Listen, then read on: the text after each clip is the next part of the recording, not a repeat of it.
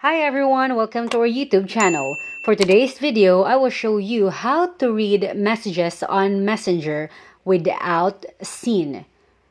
So the first thing you need to do is to go to your Messenger application or account and then long press the message that you want to read but don't want that person to know that you've been reading the message already.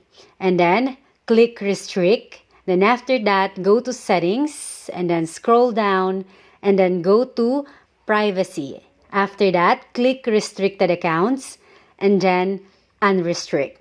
Take note that even if you unrestrict that account, it won't show or notify to the person that you've been already reading his or her messages unless you're going to reply to his message.